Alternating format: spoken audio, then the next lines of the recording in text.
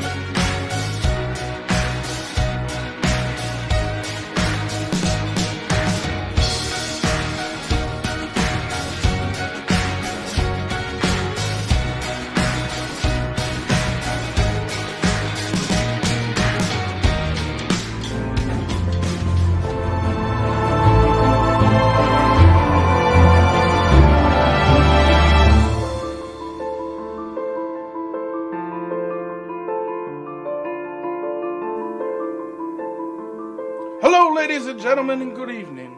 I hope all the yellow sun is empowering you today. Today I want to talk to you about what is good in the name of Superman. We all have felt the power within us as the rays of the sun have allowed us great blessings. But there's the evil afoot, and no, it's not from the Luthers, not from the Brainiacs, and certainly not the Zards. No, the evil I must tell of you today is a lack of knowledge, an evil that can be eradicated with the help of your tithings. I recently walked the streets not far from here and encountered something I feel you need to know about. There was a young boy, maybe 13 years of age, who went to take his cellular phone out of his pocket. Well, his hand slipped and the phone went flying and plummeted to the ground below us. And that child, in a moment of rage, screamed out, "Super damn it!" I know. It shocked me too. So I approached the lad and I said unto him, "Why do you curse the name of our hero in a moment like this?" He replied, "I was upset, and I did not mean no offense, Pastor Phineas Bobowski." I then told him the story I plan to tell you now. I know I tell you that earthly possessions don't mean much in the afterlife. I mean, Kal-El only made his journey to Earth with what later became his cape after all. A letter from Jimmy Olsen to the Daily Planet. For he loved her so much, her breath now escaped, and the afterworld upon her. Superman with a bellow held Lois in his arms, then in a moment of crisis flew upward toward his father, before encircling against the rotation of the earth. He turned and turned until the earth spun backwards, reversing time and saving the life of Lois Lane. In Kal-El's name we pray. The story is about doing things bigger than yourself and spreading the message to a backwards world, which is why I would like to introduce you to the Steel Initiative. The Steel Initiative is a $50 million project that this fellowship will undertake with your contributions. Much like the child dam in the name of our hero allowed, there are many people who in this world who have no clue who Superman is or what he can do for you, and we aim to spread that message all across the globe. If you are a new viewer, I say welcome. And most of the gospel I look to spread can be found in my books. Laser Beam Sight, 27 Ways Superman Helped Me See the Light. Alien Ways, the guide to personal fulfillment through Superman. And where do I pray when all the phone are full? The message is clear throughout all of my tithings. If you have faith in Superman, if you lavish your son upon us, then Superman will lavish that son back on you in unbelievable ways. If you believe enough, if you send your son to us, you will find that son come back to you.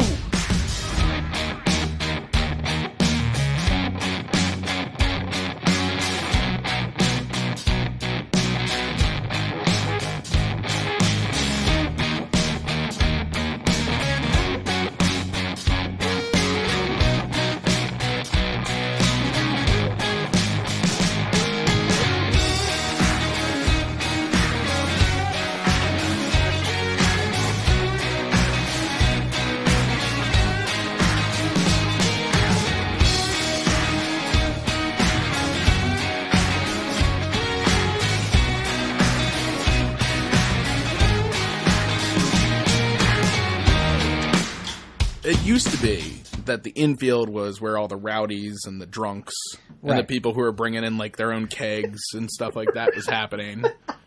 And there were urinal races and... Well, and that the ESPN story I saw was, as you know, this week is the 142nd running of the Preakness infield urinal races. And I was like...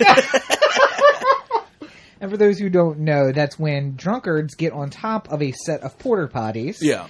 And try to run across while people chunk beers at them. Right. Usually catching a full beer in the head and tumbling off. Now, also remember that there are people in these urinals at the time somebody is running over top. So God forbid if you're in there taking shit, which I already have to imagine is one of the most horrifying things in the world.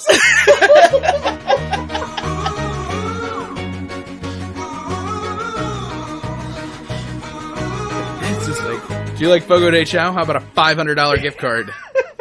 Thank you. You seem like a man who enjoys meat. Here is a Fogo de Chao gift card. The worst part is going to the buffet before they start walking around with the food. You get anxious. You go into Fogo de... Okay, so this is hashtag fat kid problems. But when you go to a Fogo de Chao, you walk in, they seat you, they give you your coat. You know, like you order a Coke or a drink or whatever. They take that. And they'll be like, all right, people will be around eventually. And it seems like they skip you the first couple times. Like, you're new. Right. Like, they don't come right to the table. They're just like, oh, ran out. Got to go get some more. Yeah. Got to get some more lamb. And then you're looking at, like, the little spread up there. Like, the buffet with, like, the sliced Oscar Mayer ham or something like that. Right. And you're just like, oh. That looks good. Looks so good. And you fill up on fruit and lunch meats and... Amateur status. That kid's and breads and stuff like that. And then you come back and you're eating that, and then you see the meat people come by and you're just like, green everything. Yeah. And then you eat 9 metric tons of meat, like in like one sitting, and you're like, oh my God. Yeah. Why did I do it like that? And then you read it, and then you're just like, all right. If I sit here for a couple minutes, maybe I'll get the desire to eat more.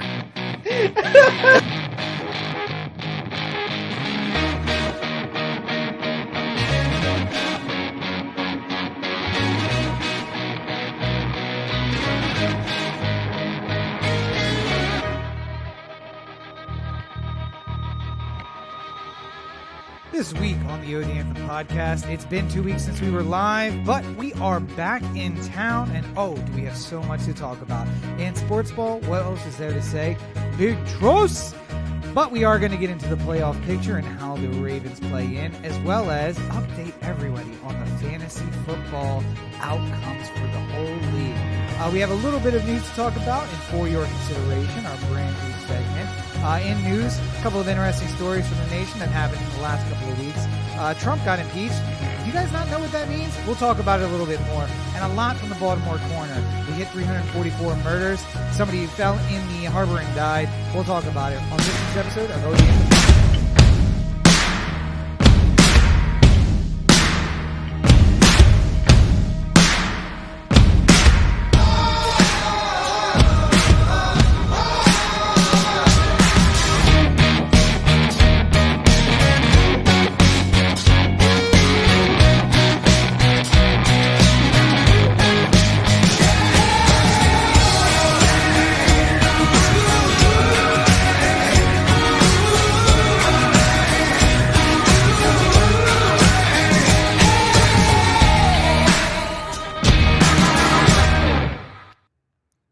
Big Truss. Who? This is Corin. This is the O The Anthem podcast. Good afternoon, everybody. It's Rob.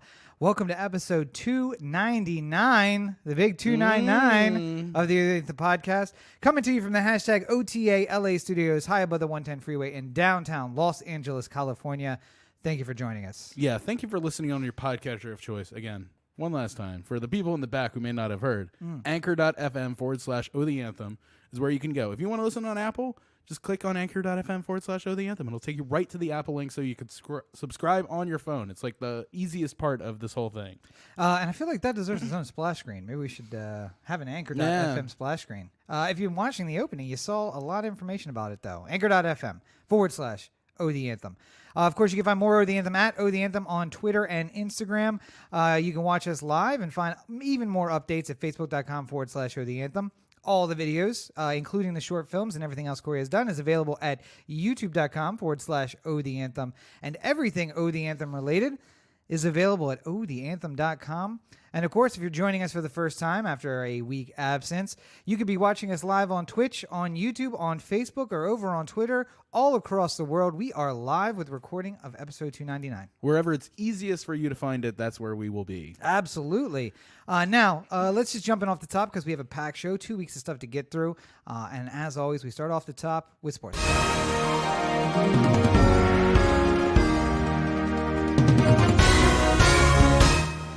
Now, we got a lot to talk about from Baltimore.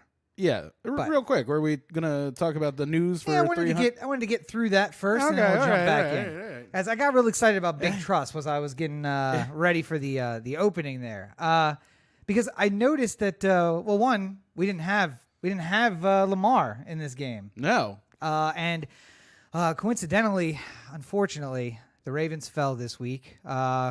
No, they didn't. Oh, wait, no. Okay, yes. We put in our backups, and we handily beat the other team that apparently is a football club from Pittsburgh. What was amazing to me about that was the Steelers needed to win this game. Yeah. Like, the only hope of them making the playoffs was winning this game. And help. And they had to win first, but also get help. Well, I mean, they needed to win, and they needed Tennessee to lose. Yeah. But, I mean, like, they were tied up in record at that point, so it was just sort of like the way the conferences worked out and stuff like that. And Tennessee won anyway, so it didn't matter for Pittsburgh, but it still didn't at any point during the game look like it was a team fighting for a playoff spot. Yeah, and I as much as I love to bash the Steelers whenever I have the opportunity, I would actually like to say good job by the Steelers this year, because they had no business being anywhere as close to the playoffs as they ended up being. I looked at the record, the standings, just last night as I was like looking at the playoff picture and stuff like that. The Broncos finished like a couple games out of the playoffs, despite the fact that they looked completely lost for the whole thing. So, well, I mean, they had one problem that they didn't identify in the preseason. They didn't make the same decision the Ravens did. Absolutely. Move away from Joe Flacco slowly. You went with Joe Flacco, and what happened? An injury. A pain in the neck. How about that? Weird how that happens. And you say that there was no energy, no anger about this game, but you forget Big Ben was on the sideline, so he was out there punching Gatorade, not out on the field. So, and was Juju in there? Or I think that he played. Connor wasn't playing, right? No, and I think Juju played a little bit, but I don't feel like it was like there. He wasn't there fully the way that he should have been. But I mean, like, even the defense, the Steelers' defense this year has been carrying them, and the Ravens just, even without Ronnie Stanley or Yonda or Lamar, obviously, or Ingram, like it was a Gus Edwards and Justice Hill show. Like, it just complete domination of that Steelers defensive line. Yeah. It's so weird. I just am not built for this, to have a team that looks this good going in, because I just can't. I feel more confident about this team than I did for either of the Super Bowl teams that went in. And both those teams, I was like, well, it's a good defense, and maybe if the right things happen, then there's a chance we can make it to the Super Bowl, and then it's like a 50-50 thing. Who knows? And then we've relied so heavily on the defense. It's almost a crapshoot, because it's like if they keep them under 7, we can score 10. We can score 10. We can score 9. We got Justin Tucker. He can kick 3 field goals. We can get 3 field goals. That's all we really need. I'm sure we can do that. And if something unlucky happens and they put up 14, it's like, okay, well, can we put up 14? Yeah. Can we get to that level? And it's weird to have both a defense that seems to be shutting down most offenses, but also be scoring points on the other side of that. And I don't have the same feeling you do, and I wonder if it's a personal problem, because you had the same thing with the Caps when they were really good going into the playoffs, and you're like, I don't trust it. I don't know what's going on. I don't believe it until I see the cup. I just feel like I can't believe, like that's such a thing in sports, is like this feeling of belief. Like I believe it when I see it. That's my thing. And I mean, like, this regular season has been incredible, and I don't see why I should have any reason to not believe that it will continue on in the playoffs. The thing that really made me feel good about yesterday's game was, I know we were going in with a lot of backups. Yeah. But it's nice to see that if for whatever reason something were to happen to somebody, I feel confident that the system and the game plans that have been put into place work with other players instead of the one, like, there's a humongous difference between Lamar Jackson and RG3. I'm not saying that the two of them are the same. We were talking about like how RG3 seemed to not have that extra second and a half to 2 seconds that Lamar just seems to make happen. Well, that's not really fair though, because Lamar's got that extra 17 millimeters of Achilles tendon left. So but I'm saying, like, if Lamar went out at halftime in a game or something like that, and we had a 20-point lead, like we've had at halftime at some games, I feel like RG3 isn't such a detriment to the team that we would worry about losing too much of that. No. And this is why it feels weird. We could run this ball all throughout the game and not even have to worry about the quarterback as much, even though the quarterback opens up the running game like it has.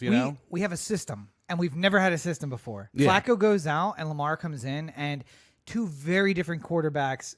One cannot run the system of the other. By the way, if we had Joe Flacco as a backup right now, that game would have been abysmal, because there is no way that he can run the offense the way that Lamar has run that offense all year. And not that he would be a backup to Lamar, but it's you find a backup quarterback that matches. You find running backs in the second and third strings that look like your starters, so that, I mean, Justice Hill, you were saying yesterday, looked amazing. And it's faith. Now we are like, okay, so not only do we have Ingram at the start, but if we need Justice Hill, if Ingram just needs to come in first and third downs, I got faith we could run it on second if we have to. Because we got Edwards, we got Hill, we got all these people who make plays. And the defense has really come along. Like I think when we started the season 2-2, which seems like a lifetime ago. Yeah, the last time we lost a game.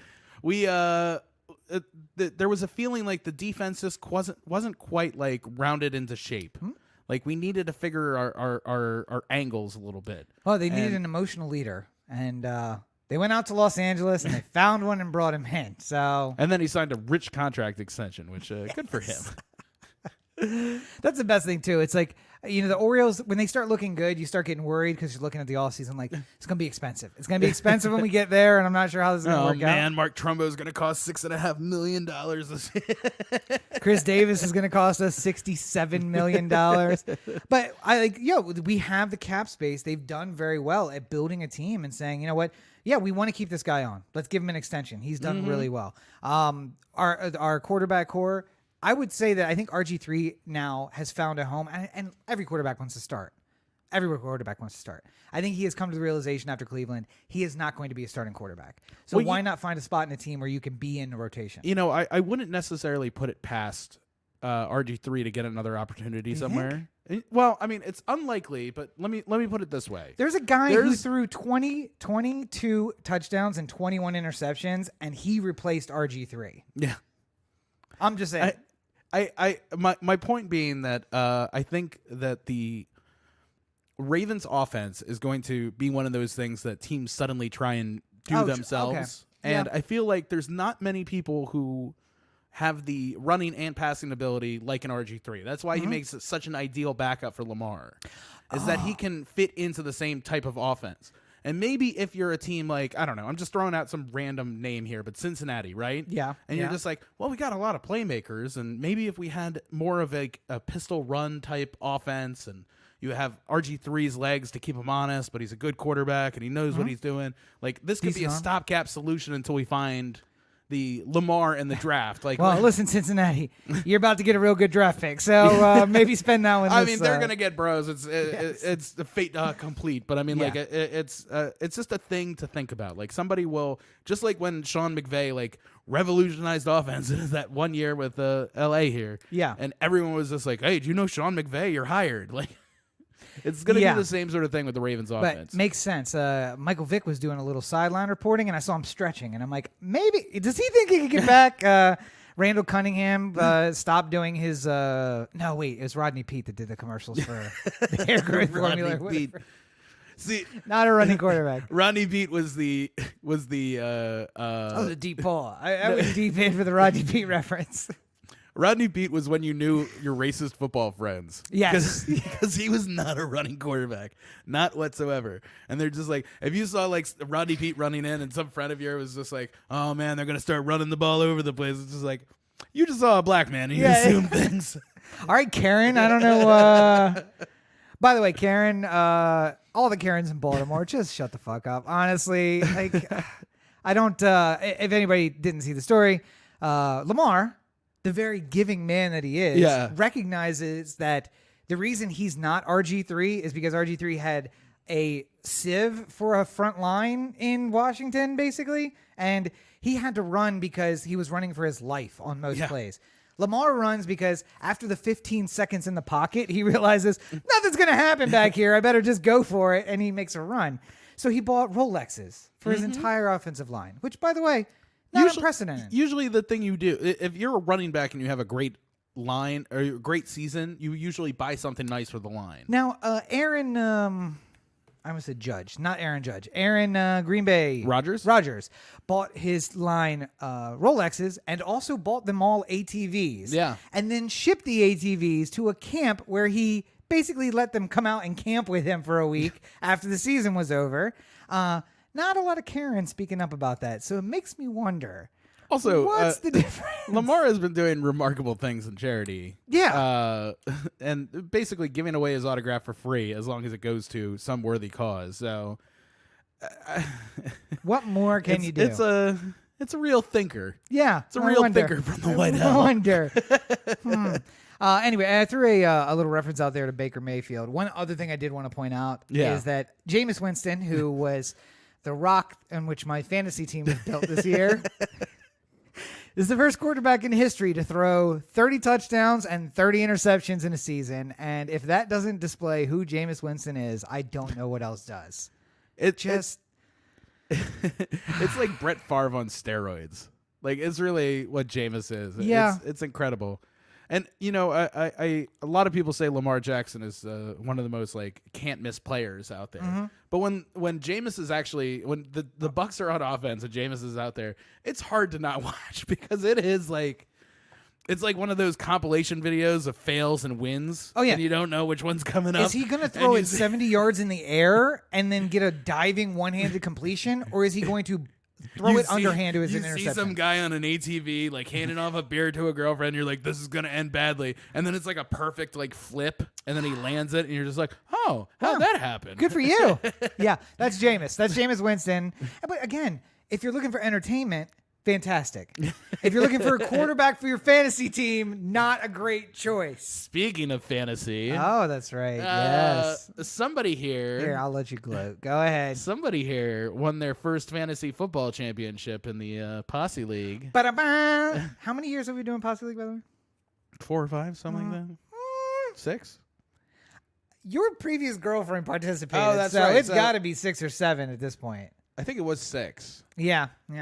So overdue, if you ask me. Yeah. But Rachel's got the cup before you did. Granted, here's the funny thing. Everyone was just like, Rachel won the cup because of you. And I'm just like, yeah, the guy who hasn't won a fantasy championship. If I had all this great knowledge to embark, why would I not have won at any point? It's like the thing about like when you go to film school and it's just like, you don't want to listen too closely to your teachers because they're the ones who can't actually get jobs in film. Yeah. It's So it's like take every piece of advice with a grain of salt, and it's like that meme from the Avengers. I guide others to a treasure that I cannot possess. That's you. But I mean, also, I feel like she ignored just enough of your advice to keep from ruxing herself, which is what you continue to do year after year. But now Look, what did you say? What did you say? You know outside? what she also did like about 4 times this season, which it should be her lesson that she should stop asking me for advice. Just listen to you and do no, it? No, no. She says she would like look at her fantasy team and she'd just be like, "Oh God, all my wide receivers are injured. What should I do? Should I pick up a wide receiver?" And then I pull up the fantasy app just at the same time, and I'm looking at available wide receivers, and I'm just like, "Oh my God, Adam Thielen's available. How'd that happen?" Pick up. And it's just like, "Oh well, there's some options on here, I guess." Don't trust anyone in the fantasy league. Do you like Terry McLaurin? He's available. He's putting up a solid 7 every week. He sounds like a number 2 receiver. Yeah, let's do that. Anyway, so after it's been since Rachel. Yeah. Do we bring the trophy west with us? Is that what happened? Well, we brought the trophy with us, and then I found out some way of shipping it to the East Coast, right? Which now Rob will have to figure out for me. So reverse. It's been since we moved here that it's a nice trophy now, though. So it's been upgraded. Yes. Yeah, but I'm very excited, and I would like to just point out one other thing for the record. Yahoo, when we completed the draft, gave me a D-, and everyone was busting my balls for it.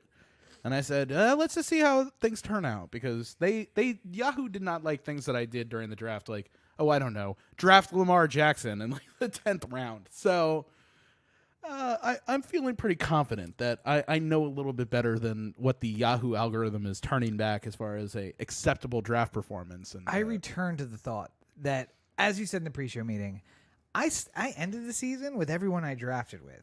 Mm-hmm. I mean, I moved players around during the weeks, but I never actually made that many big moves. There were a couple I had to pick up a new Rachel's defense.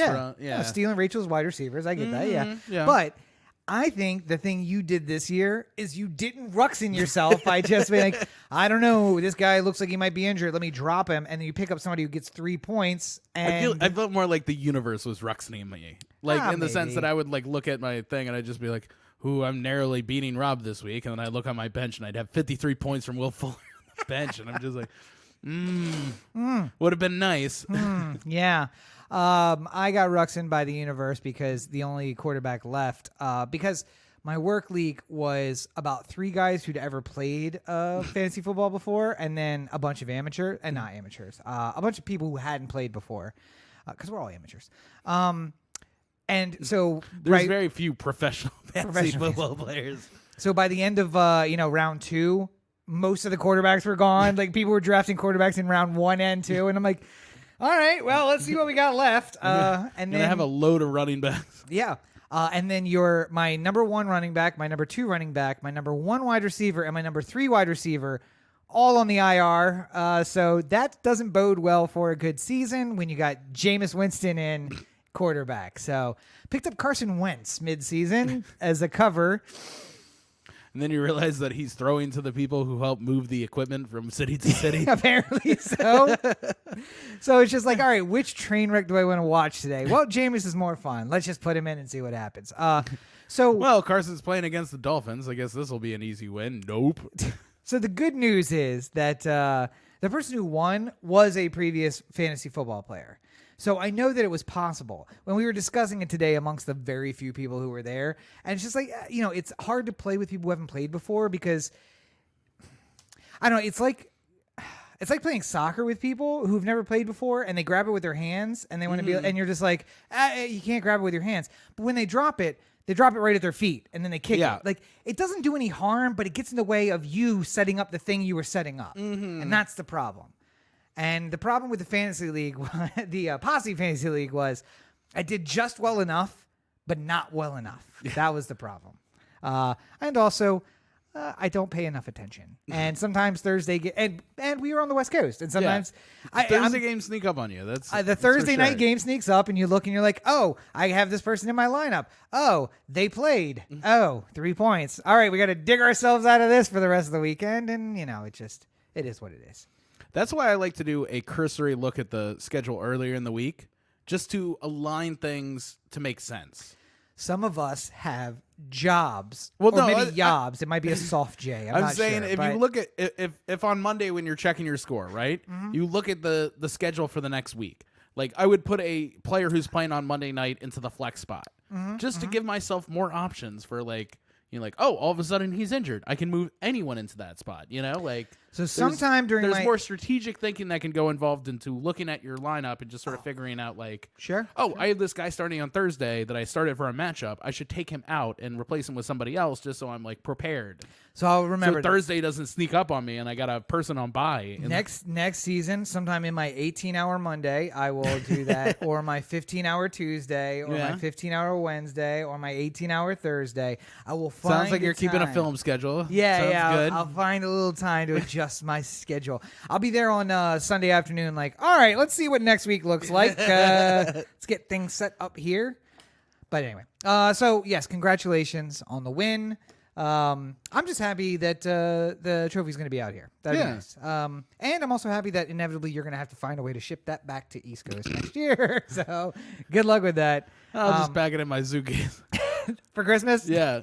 I'm taking 2 carry-ons, or 2 check bags. One's for the trophy and for gifts on the way home. The other one's for clothes. So, by the way, we'll get it. If you want to talk a little bit about the, here's a good time. Let's wrap up Sports Ball. Let me find the thing.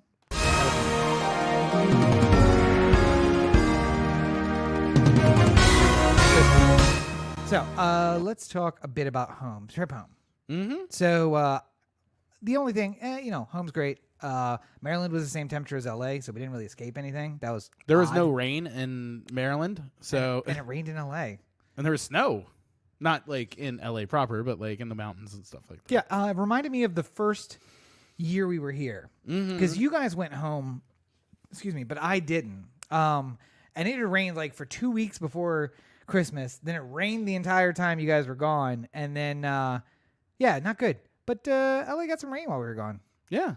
But we didn't get it in Maryland, so yeah. And it was a balmy 60 degrees. And then it rained right after I left. Like immediately after. Yes. And apparently like snowpocalypse is heading towards the East Coast right now. So good luck, guys. Good luck. But otherwise, I tried something new this year. I did not reach out to anyone and say I was coming home. Yeah. I posted on social media, I'll be at home these dates, and it remarkably cut down on the amount of stuff I had to do. Because I stopped feeling that guilt about reaching out to people and being like, I'm only home like once or twice or maybe 3 times a year. I need to see everybody. Like, no. I've been in LA for going on in my 4th year now. You guys got to reach out to me when I'm home. If you want to see me, reach out to me. I didn't even make it to the pub during Christmas. Oh, my. But people were hitting me up, but we went to Baltimore on Friday night. Right. No one from Denton asked to go anywhere, so I didn't. And you know who did ask to see me a lot? Your family? Maxon. Maxon was just like, where's Uncle Rob all the time? So I hung out with Maxon most of the time. And with Roxy and showed her some of the sights of Eastern Shore, which took about 40 minutes. And then we were done. There's a chicken farm right over there. That's about the tour. That's about it. Just copy and paste about 40,000 times, and that's everything.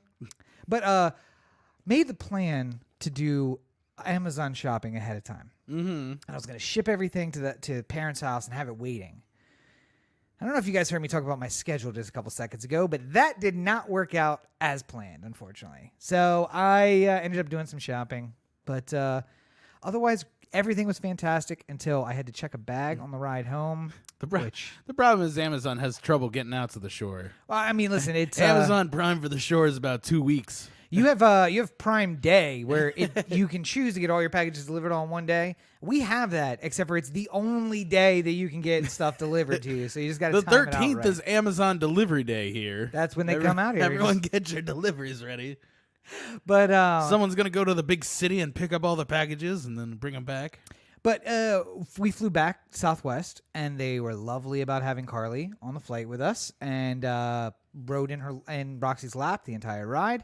And then we got to LAX, where Southwest, which had 9 flights arriving within an hour of each other, has 2 baggage carousels. Now, I usually travel carry-on only, which means I hit that door and I'm gone. Yeah.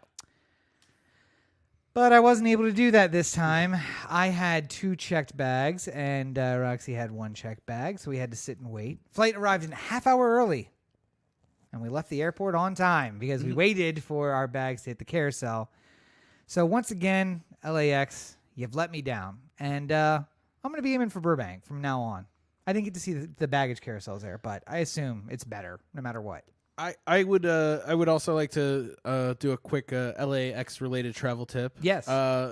Because they just broke ground on the People Mover, by the way. Did you hear that? I didn't, but I heard it. I haven't seen anything about it. Yeah. The Uber driver, or I'm sorry, the car service driver who picked us up from the airport was just like, yeah, so they he didn't call it People Mover, and he didn't call it train either. Shit, what did he call it? Anyway, but he said that tram or light rail. Yeah, the tram. I think they just started the tram, and it's going to connect to the train. And I was like, "Is the train done yet?" He's like, "Well, no, the train's not done yet, but it will end up where the train will be, so it'll be great." And I'm like, "Okay, so like New York, fantastic."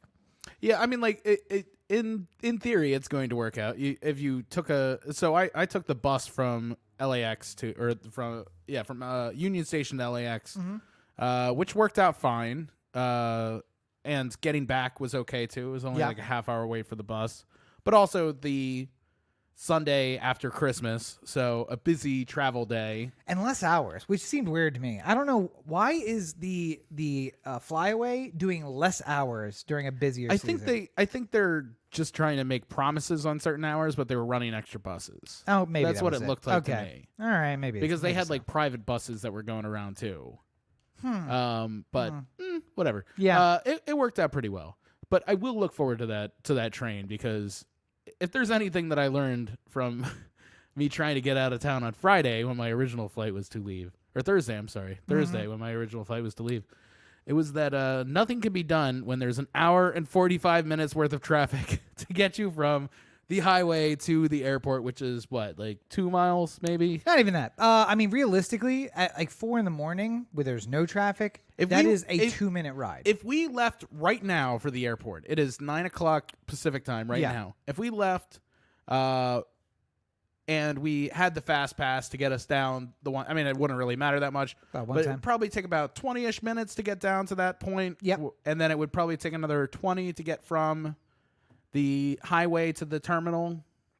I mean, a little high traffic. It's still a little high traffic time. Sure. Yeah. I mean, it wouldn't be smooth sailing, but you would be continuously moving. An hour and 45 there is like completely.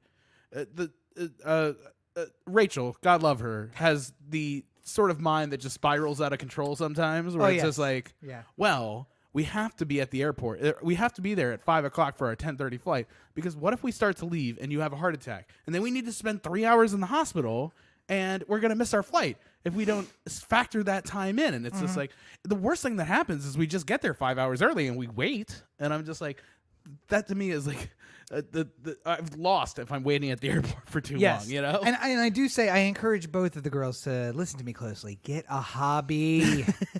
Because the idea that anyone would just want to get there and wait. The fact that the part of the factoring was, it would take no longer than an hour to get from the highway to the terminal. Yes. And then that took an hour and 45 minutes. It was just like, my brain just exploded. I was just like, what? There's nothing that could be done. Like, and do you have anything to say to a certain Twitter account out there? Oh, yeah. Sorry for the reminder. No, I meant to call them too, and now I get an opportunity to just do it on the podcast. So get ready for a special fuck you, Flight LAX stats. Like, fly LAX stats. I just got so worried. I was in the middle of a stroke when I... These motherfuckers were... They send out once every like 20 minutes or 15 minutes or something like that, updates on like how long it's going to take for certain things to happen. It was every 10 that night. Every 10? Okay. So you get a tweet about like the parking situation, like these many spots are available in these certain lots. You get one about the security where it says like, you know, the check-in time for regular TSA is 30 to 40 minutes, and for TSA pre, it's 10 to 20 or blah, blah, blah. Why would pre-check matter to you, Corey? Oh, I'm pre-checked now, so apparently it didn't end up on all Rob's lists. Either that or they just want to keep me in pocket. Just keep a closer eye. No, so what you misunderstand is, yes, now they have you, and now they know. You've given them all the information they need, and eventually... when I do whatever may happen, I'm going to have to cut everyone out, including you. I did just put a direct link to the podcast on what I did for a job, so... Boom! Hopefully this doesn't end horribly. And the door comes in. All right, yeah. but they were saying, what was it, like 20 minutes or something like that? 10 to 20 minutes? When I got here, well, let me go back to the two-shot. Because I don't want to take over your rant, but when I got here, it was still saying 10. And the one thing I was watching all night long was like, all right, I'm running a little late, but it's still 10 minutes from the 105 to the terminal. So we're good. Because with the Fast Pass, we're going to get there in 20 minutes. Yeah. Not a problem. 10 minutes from 105 to the terminal. Fantastic. Didn't change. It did not change while we were sitting in fucking traffic. Yeah. Sorry, go ahead.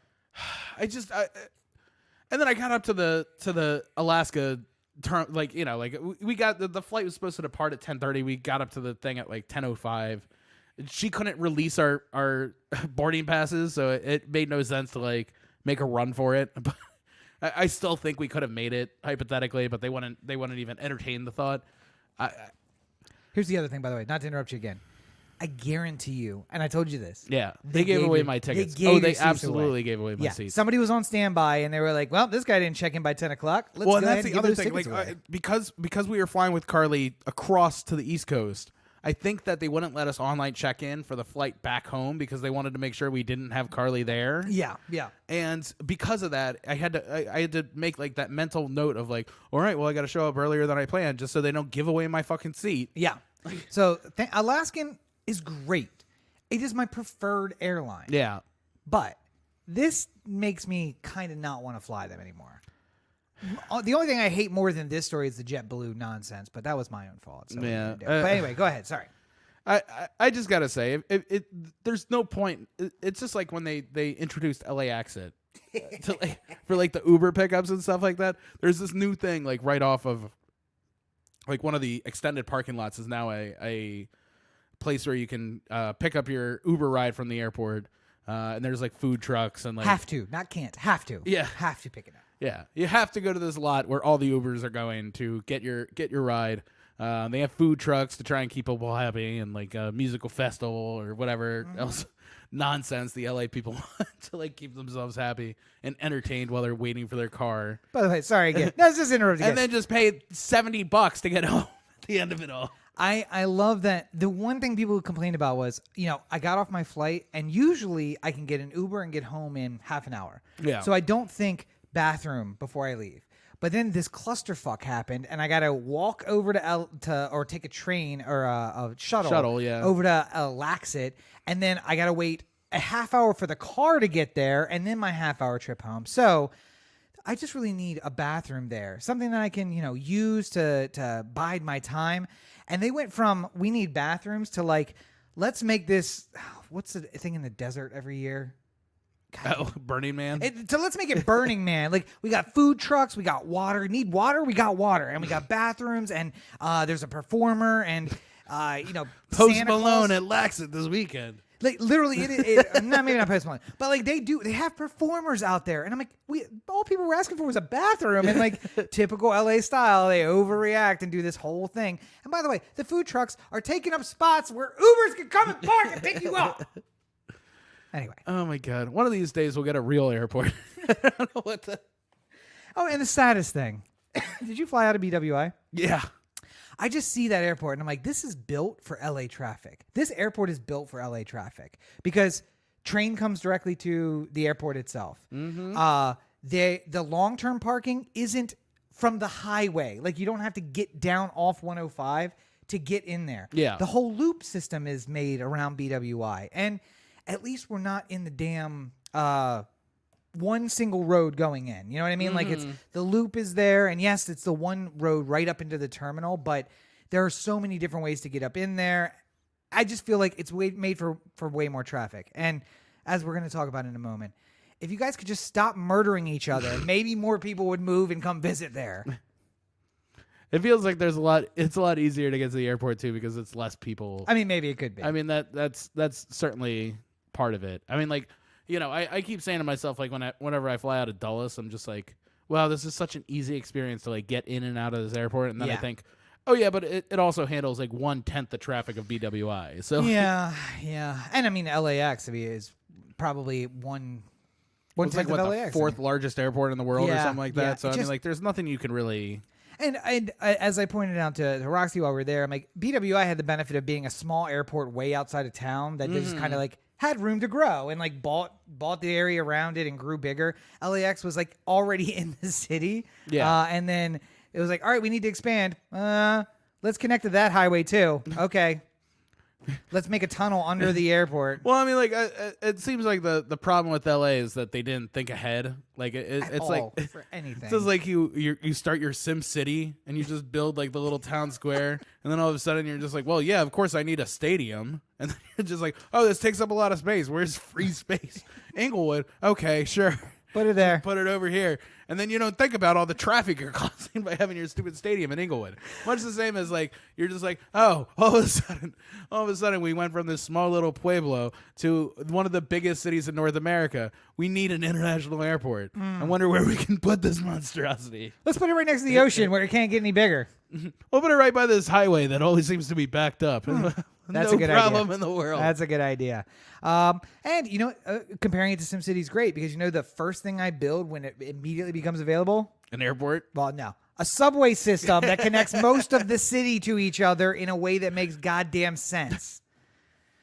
I like to imagine just being a fly on the wall for the LA City meeting, like way back when they could have started building the 60s. Yeah. Even further back than that, like in the 30s or 40s. Like we knew what subways were at that point. Yeah. And they could have gotten an early start on it, and they could have said, you know, like, oh, you know what? If we do it now, then it'll make a lot of sense for the future. Some guy in the back of the room is like, fuck the future. The future's now. I think there was a guy in the back whose name was definitely Fenry Horde, and he was just like, John Charles Studebaker. Gentlemen, listen. This is a city for cars. It's not a city for trains. We don't need no subways. Highways. That's the future. How many lanes we got? 4? Make it 8. It'll be fine. Yeah, highways. It won't fill up quicker. And now my 2-mile ride to work is a 35-minute trip. Anyway, thanks, John Paul Studebaker, or whoever you are. Anyway, so to make sure we have time to get to it, let's skip on down to what I mentioned there, to the Baltimore corner. To the Baltimore corner. Where you get the straight dope? I always jump that. I don't know why. It takes so long to load. That's the problem. So, yeah. There just so happened to be a lot of things that happened in Baltimore for this past week. Oh, yeah. So should we start in order, or should we start with the big ticket items? I mean, like, off the top thing, Corey's been saying for, I don't know, every year, every episode of this podcast, don't get in the harbor. It's a bad idea. By the way, it's swimmable and fishable by 2020, which by my calculations is tomorrow. 2 days from now. Oh, yeah, 2 days from now as we record it. Tomorrow as you're listening. And last week, a woman fell into the harbor and died. Yeah. So I'm not thinking swimmable, fishable by 2020 is gonna. Wouldn't it be hilarious if it was Stephanie Rawlings Blake? I mean, it would be better. I didn't get a name. I'm just hoping it was. Come on. I'm gonna prove these motherfuckers wrong. Start jumping in the water. I've made a grievous error. I've made a grievous error. Somebody get me out of here. Anyway, so she gets pulled out. She's like a 3-eyed fish, like in The Simpsons. Don't get in the harbor. The inner harbor is not meant for humans to be in. Get in a paddle boat if you want to get close to it. Why would you? I don't understand that either. It's not nice water. It's like I can take a view of the Domino sign from Pier 5. I don't need to get in the water to take a picture of it. Don't. The thing that makes me nervous. I mean, like I don't like being on boats to begin with. I sort of have this thing like I would very much like to be able to somehow get back to shore if something went awry. Mm-hmm. And if you're on like a cruise ship where you're like, just enough to stay off the coast, like, you're 12 or 14 miles out or whatever, like that's too long to swim back in the ocean. And remind the listeners out there why a lifeboat's not an option. I mean, it could be, but then you're getting from the bigger, safer boat to the smaller, less safe version of the same boat. So I'm just saying, I like to keep my options. Why would I get onto a smaller boat when the bigger boat's sinking? I've been on a dinghy going across the inner harbor. Yeah, that was a little a little terrifying for me. You take the water taxi. I've taken the water taxi. I don't like the water taxi. Yeah. And most of the reason why is because the swimming back to shore is just completely off the table if this boat sinks. Eventually, there's a skeleton crawling its way up. And for whatever reason, I'm taking the water taxi to try and save a little time to Fells Point, and it runs over some floater, and the thing starts sinking. Then it doesn't matter how good I am at swimming back to shore. It doesn't matter if the swim from the aquarium to the Baltimore Visitor Center is a perfectly reasonable amount of distance. I'm dead. Here's the good news: by 2025, you might be able to walk across it. So who knows? Swimmable, fishable this year. I'm terrified of throwing my cigarette in the harbor because I'm worried that the water will catch fire. It'll turn into that mine that just never goes out and just continues to burn forever. Yeah. Well, the only place. How about this is an idea? Okay. We just put a plexiglass layer over the entire harbor, and then people could just walk across it and like look at the water below, and then we don't actually have to do anything. To be fair, there's no wildlife that's going to die from a lack of oxygen underneath. Yeah, I mean, so we'll get a couple trash wheels to like funnel the oxygen in, you know? Oh, how about this? We'll finally make it clean by having the trash wheels go under the plexiglass and clean the thing out. It'll just be like a little like one of the pool skimmers. The pool skimmer, yes, exactly. All right, here's the thing. He ran for mayor a couple years ago. I'm thinking maybe this is your year. Maybe you should move back and go run for mayor because that is a brilliant idea if I've ever heard one. Mr. Trash Wheel, only it moves this time. Elect me. I have lots of great ideas. Here's the thing. We're going to take some money from the police budget, and we're going to buy 1,000 pool skimmers. And we're just going to let those bad boys loose on the Inner Harbor. And while that's happening, plexiglass across the whole thing. I sent my dad down there this weekend. He got that thing with the pH levels, and he shook it, and he was just like, this shit needs more chlorine. Goes over to a manhole cover, lifts it up, just dumps starts a bucket. pouring it. Oh, man. Yes. Sir, you can't dump there. It goes right to the water. I know it's chlorine. Trying to prick. What are you doing? By the way, this doesn't sound at all like an ice world. All the mutant fish start crawling out of it. Like, what are you doing to us? Or they grow legs. You never know. We're just pushing adaptation. But anyway, the only place that is less safe than the Inner Harbor is apparently standing on a corner near the Inner Harbor. On the ground. Oh wait, here. I got one of those Mary fuck kills. How many people have died from the water? Like 5. How many people have died from the land? Like 344 this year. And by the way, a triple shooting tonight. Waiting to hear the results of that, and another shooting earlier today. So that could be as high as 350 by the time you hear this. My God. Here's the thing. Here's a Mary fuck kill. 500,000 people, by the way, in the city of Baltimore. Yeah. 8 million in the city of New York. Yeah. So if we were to do the math here, that's 16 times the population. So shall we say 350 for a nice round number? Numbers. Yeah. So that's 700 per 1 million. Yep. So 7 times 8, that's 45. No. 56.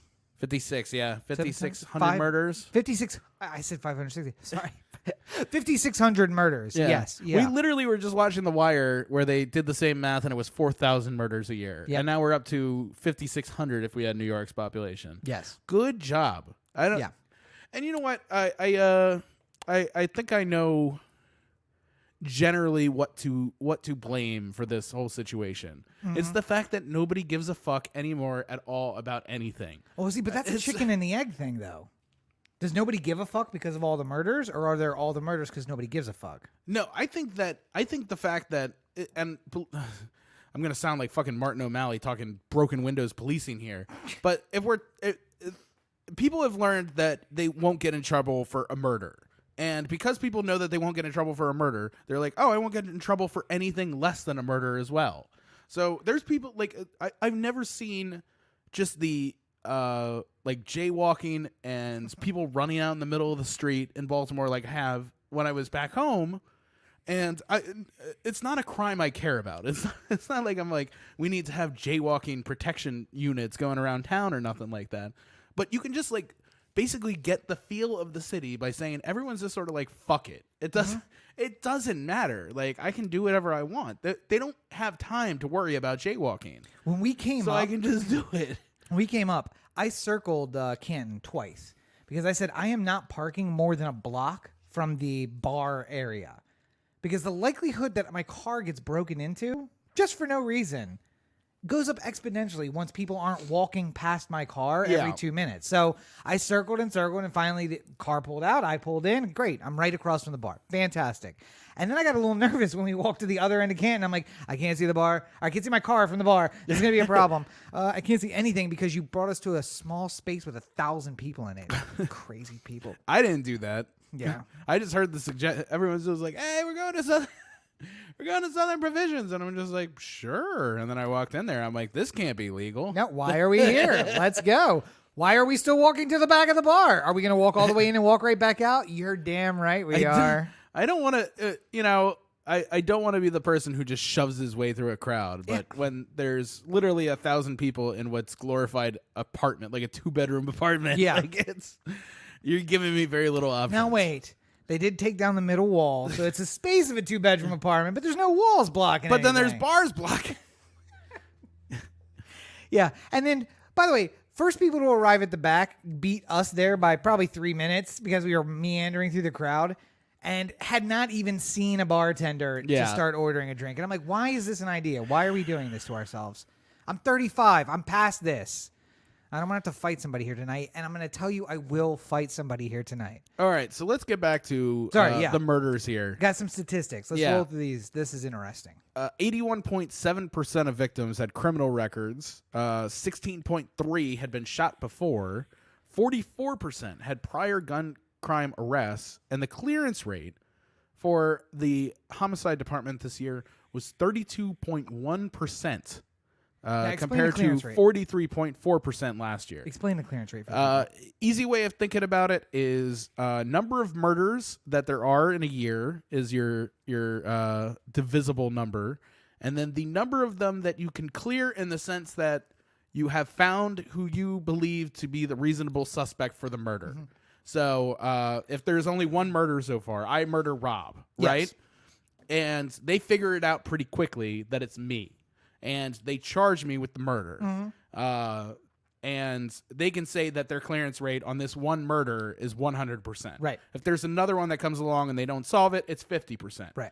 But it doesn't matter if, like, I go to court and the whole case gets thrown out on a Brady violation or something like that because they, in their mind, they reasonably solved that case. Yeah. And what's the conviction rate right now on, like, major crimes brought to court? It's like 5%. I could have swore I saw something where it was like anywhere between 5 and 10%. Yeah. So the number is skewed because they will plead down and then call it case closed. So it's like, all right, this is a Class A felony. We got him to plead to a Class E felony. We charged him with murder, and we ended up having a plea bargain for manslaughter, and that doesn't count against the overall cap or something. Yeah. The conviction. Well, I mean, even worse.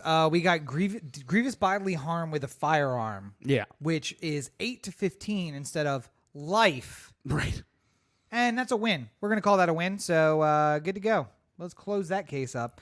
The other side of this is that part of said clearance, like there is a way of it's red, black, green, blue are the colors that they usually use for the board, right? I'm trying to remember from The Wire. Yes.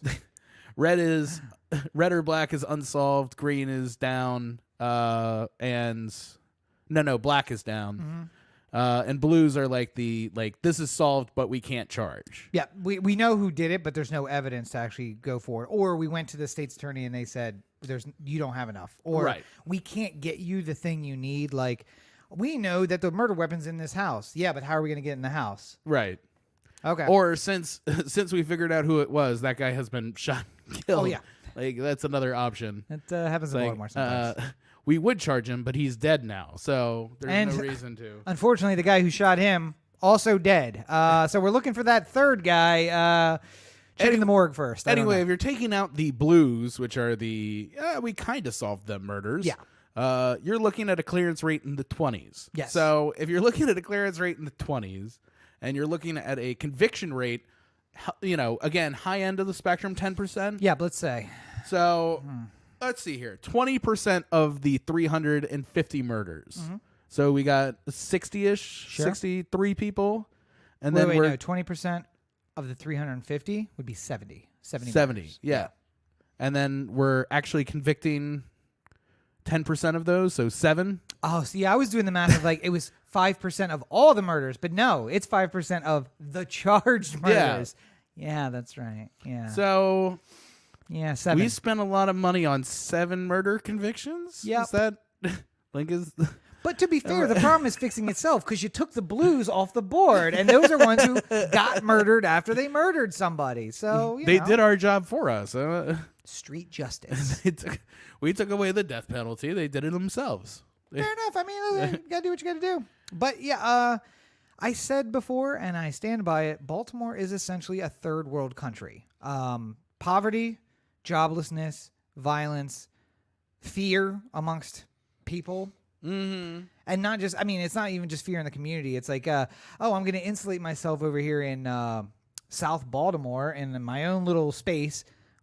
But you get to be afraid too. Everybody gets to be afraid because I got a car and I can take my violence wherever I want to take it. Well, and you know what? This is a part of what's leading me to the next thing here, which is the spy plane. Oh, before you get into that, yeah, I wonder if anyone has done an analysis of the police data that was offered in RoboCop to see how bad the city of Detroit was when they went with the RoboCop program. Yeah, like what scared the people of 1980s Detroit to write the... Well, I think it actually is 2010s Detroit, but it was shot in the 1980s. Well, I know, but I mean, like the by that logic, you would have to take the numbers of 1980s Detroit. Yes, okay. And then like accelerate it slightly. Like they would probably be saying to themselves like, well, if crime got 20% worse than it is right now, then how that would be acceptable for a RoboCop program. I just want to know, because there is a presentation at the beginning of RoboCop where he says like, major crime is up and murder is up and this is the only thing we can do to get it down. Yeah. I want to know, what was the statistic that they were at that they then projected out and said, this is where we need a RoboCop. Yeah. And the question for you is this: if we're going to spend $1 billion on cops in the city of Baltimore, is it time for RoboCop? Is it time to go for RoboCop? And is Sean Suter available? Because I feel like... I wasn't expecting it. It was beautiful. Was that in bad taste? No, I don't even know. That was a to call back our conversation before we walked in. That was a Nancy Pelosi move, and I didn't see it coming. Yes. I didn't see it coming. So you snuck one past the goalie. Just as a reminder, God, I hope not. Just as a reminder, Sean Suter was murdered by the Baltimore Police Department, and much like Murphy from RoboCop was murdered by he was murdered by criminals who were directed by the police department. But good cop murdered by other cops, $1 billion being spent on a program. I think we are ripe for a RoboCop program. Fast forward to this time a year from now, after the RoboCop program has been working spectacularly, Karen writes an op-ed to the Baltimore Sun saying, I don't really like it when it says freeze dirtbag, because that's making insinuations about the character of the person that he's speaking of, and we should treat everyone with respect. First of all. And base every interaction on the type of interaction that the person who's being stopped would want. Listen, Karen is going to complain because the only person he's going to be saying freeze dirtbag to are not people Karen cares about being called a dirtbag. She calls them worse things in her garage while she drinks beer and Dundalk. So freeze dirtbag. Drop the window cleaning fluid. Oh, God. Can we use RoboCop to finally get rid of these squeegee kids once and for all? Karen will back that program. How do we get the $1 billion for the RoboCop program? He can stop the squeegee kids? Approve! Anyway, so yes. Pew's going to sign that one through a pneumonia-soaked rag. But yes, Baltimore is willing to try crazy things to try and stop crime, including things that may violate your rights, like RoboCop, or a plane which tracks you at all times, day and night. I don't... Okay, so a couple things about this. For those who are uninitiated, there's something called a news dump. If you have bad news that you don't want people digging into that much, you usually drop it on like a Friday. because people don't usually read the paper on Saturday. That was the logic of how that worked. And any season of the West beyond Wing for an explanation of this extends beyond the idea of like the paper news cycle that we used to go through, because people don't watch TV on Saturdays. People don't like usually take in news on Saturdays. You're done with your week. You're trying to take a Saturday to go to Sam's Club and buy all the stuff, like, and go out to dinner and go to the park or do whatever you got to do. That's why you got to get your news from Twitter, because Twitter is 24 hours a day, 7 days a week. Never sleeps. But the people who you would get this news from on Twitter usually aren't working on Fridays either. So that's there's a flaw in the system. Exactly. So, Baltimore Police Commissioner Michael Harrison had a news conference on Friday before Christmas to announce that they have a pilot program for the spy plane. All the questions in regards to it had nothing to do with exactly how is this legal, even though technically the way that this is legal is because it's not the Baltimore Police Department which is in charge of it. It's a corporation which is in charge of it. And because the Baltimore Police Department is just merely asking for information from it, it's the same thing as like to put it into a drug parallel. It's like you gave the money to Rob, but I gave you the product. And how is Rob supposed to know that I was going to give you drugs? Like, you just gave him money out of kindness of your heart, and then you just happen to get drugs from somebody else. It's karma. I think the better equation is that when this all goes awry, we can run different directions, and they can't catch the drugs and the money with the same person. That's the important thing. Right. Or they don't get pictures of you doing the whole interaction. There's no handoff. Exactly. There's nothing that ties it all together. Baltimore Police Department, learning lessons wherever they can, including the crime in their own city. Thank you. This is a terrible idea. Ways you know that this is a terrible idea. Harrison announced during that press conference that he was going to have many community meetings available immediately for people who might have questions. I called up the commissioner's office multiple times this past week asking when a community meeting was going to happen, because I would have liked to have attended one. If there was one that happened on Monday or something like that, I would have been there. Yeah. I would have gone anywhere in the city to go find this meeting. But none are scheduled. None. Strange. None whatsoever. Not even like, well, we're talking about getting one going in the middle of January, but nothing's tied down. It's like, no, there's been no discussion about any community meetings in regards to this. He said what at the press conference? Yeah, we are working on that. The other one, city solicitor Andre Davis, decided to quit last week after the announcement was made. Not a good sign. Saying that he's run out of fuel. Not a good sign. He left a district court judge. He was a district court judge, right? Yes, he was. Yeah. Which, by the way, lifetime appointment. Didn't have to ever leave that job. He left his lifetime appointment to try and help fix the city and do it. The idea being that you get a judge on board and you can find somebody who can think like a judge and like the legalities of things and how to make it work. And if this guy's running out of fuel, trying to keep up with the schemes of the Baltimore Police Department, I don't even want to know. This is not... let me make one more parable for you. When a kid is on the naughty list, he doesn't get the presents that he wants. The Baltimore Police Department has been on the naughty list for quite a long time, and we're decided to give them a fucking airplane. Everyone is upset about the murder rate. I'm upset about the murder rate. I don't want to see people die. I would like to see the Baltimore Police Department go on and become a important part of the community going forward and helping people. It says right on the side of the thing to protect and serve. I would love if that started happening, but it's just we cannot give them things if they are not willing to do the job. We talked about the kind of foot that we would be able to put on the FOP's neck after the gun trace task force stuff. Yeah, you'd think. Like how City Hall could have literally just walked into the FOP number 3 lodge and just asked for anything. And if they were thinking clearly, they would have been able to get a king's ransom in some sort of negotiation. But instead, they've squandered it all. We think to ourselves, the only way that we're going to get past this if we pay police more. Well, hey, listen. Top 20 people, top 20 highest earning people in the city, like fucking 18 of them are cops with overtime. And not like murder police with overtime. It's like people who are checking parking tickets with overtime. The CBA, though, is up for renegotiation in 2021. And if we're lucky, the new mayor may be one of them. And by one of them, I mean Sheila Dixon gets reelected, and it's a criminal negotiating with criminals, and then maybe we'll really be getting someone somewhere. who knows all the tricks. Yeah. See how it works. She leans over the table and like, can I interest you in a Target gift card? No? Okay, that's all I got. I don't know what to do. I want a hard reset on the mayor's race. I really do. I like... Well, remember, this is the special election. This is not even the election. We're wasting all this energy to get a special election. No. Is it the November election? Yeah. I thought it was like a February election. Mm-mm. Are you sure? Yeah, I think you're thinking of the primary. Oh, well, that is the only election. I suppose so. Unless you go But home it's and not run February, I don't think. No, it's March. when It's when March. the Super Tuesday. Yeah. March 5th or March 17th, something like that. Mm-hmm. But listen, that means that there's an opening for you to go home and run as a Republican. And if I know anything about Maryland, the Republicans got a strong chance in the city of Baltimore. I would just go around being like, "Hey, Baltimore, I'm a Republican." Like Wait. Go. Oh, okay.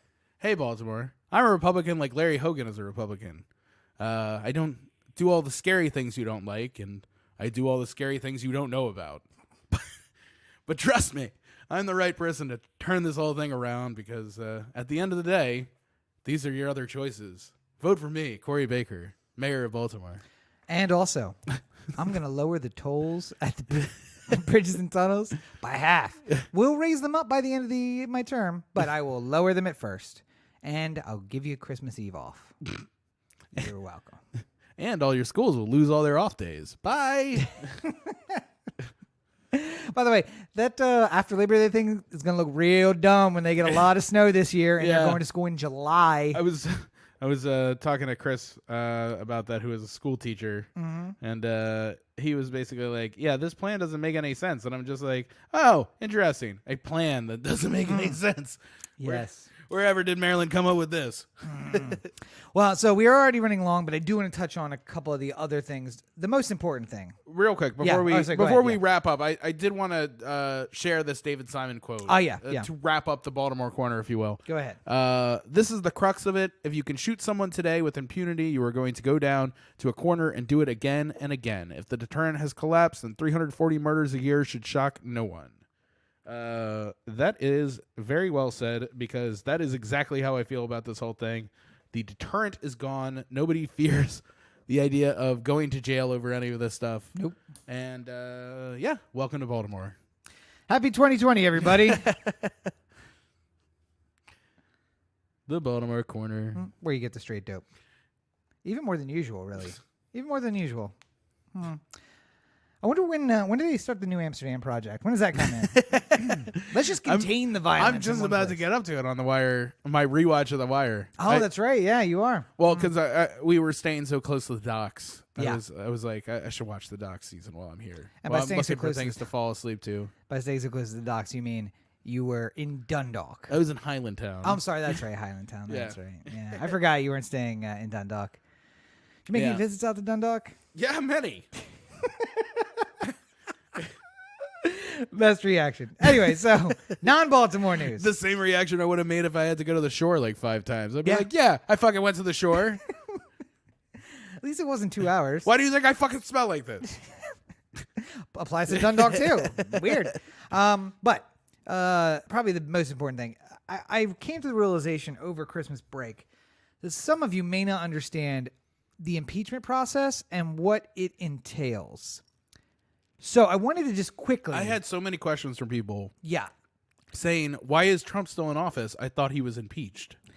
And I'm like, it's not how it works. yeah.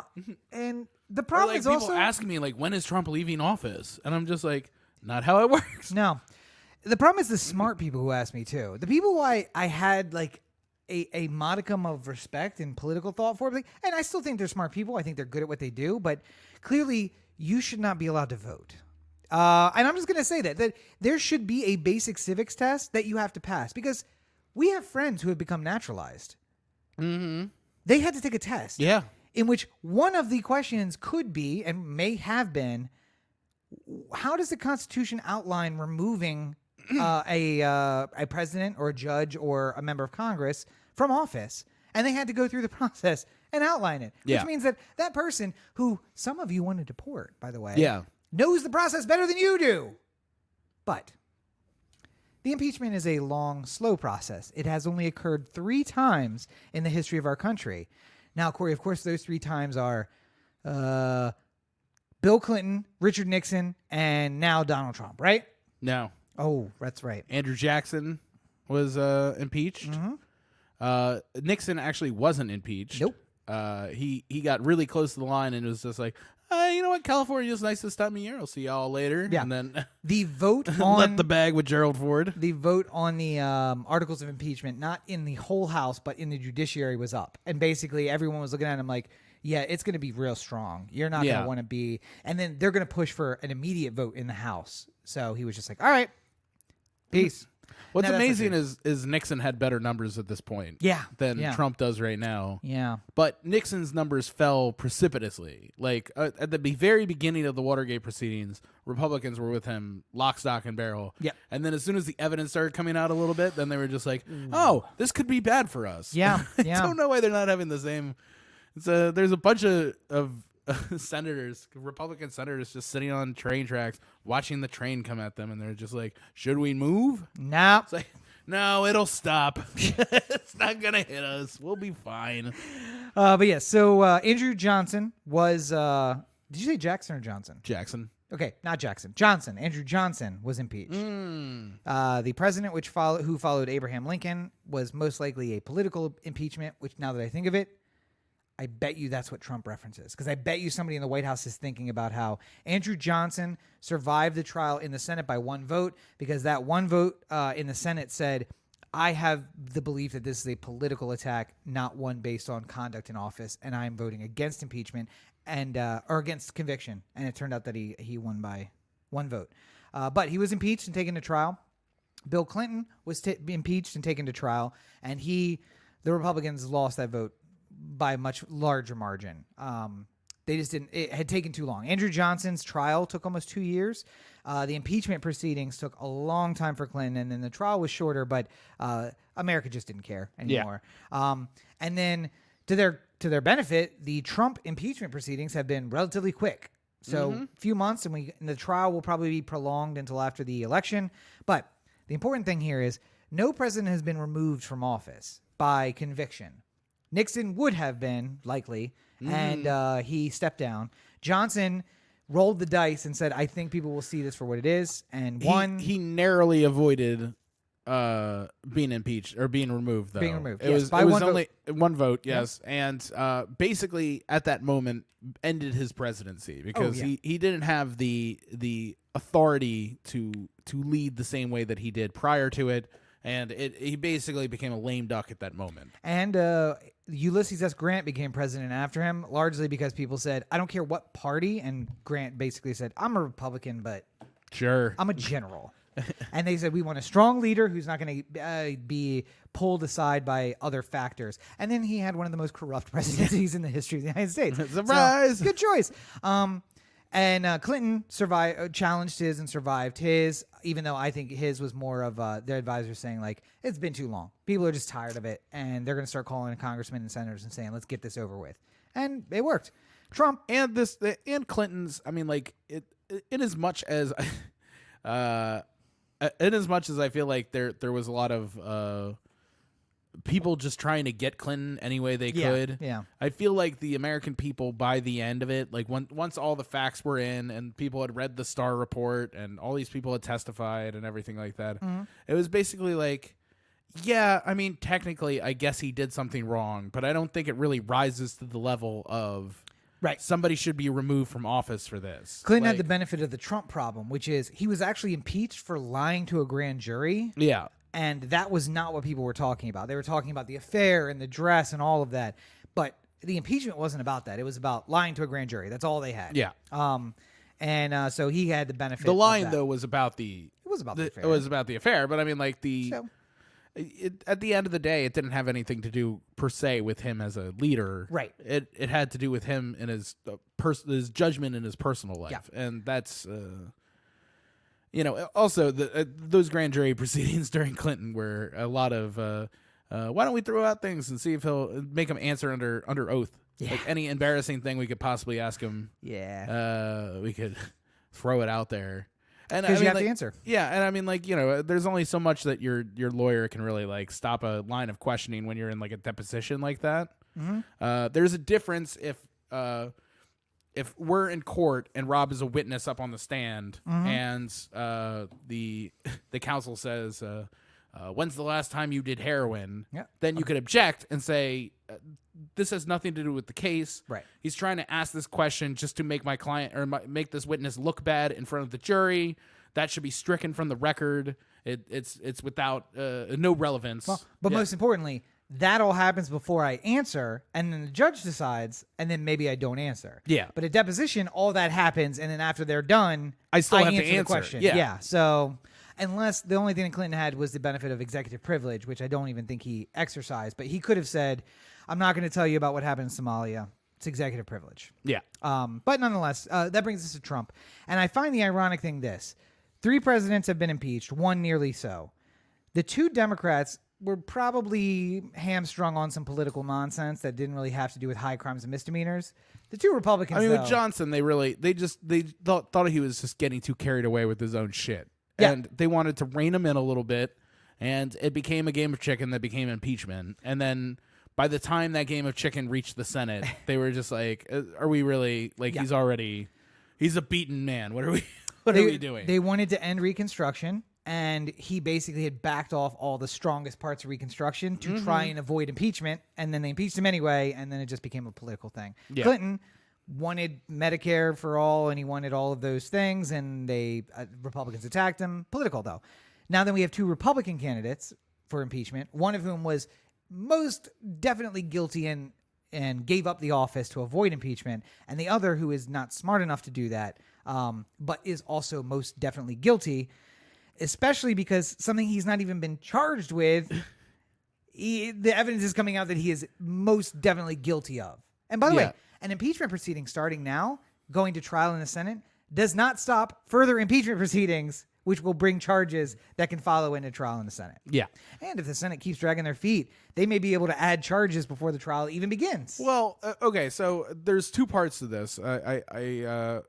Since the setup of what impeachment is out there now, I feel like I can explain Nancy Pelosi's masterstroke. Well, wait, before you do that, because I don't think we're very specific. The deal is House votes for impeachment. That's a grand jury. It brings charges. It's a la a grand jury, yeah. Yes. Just like a grand jury, charges are now filed. So charges have been filed. The jury, the trial occurs in the Senate, which we have not had yet. And because it's a legislative body doing a trial, they are going to negotiate for probably months about the rules that they're going to follow and what are the rules of evidence. Do they use the federal rules of evidence? Use other ones modified? So they'll just drag out and drag out and drag out and drag out. But the important thing to remember is during this time, he is in office. Yeah. It is only the culmination of that trial where they vote for a guilty, not guilty.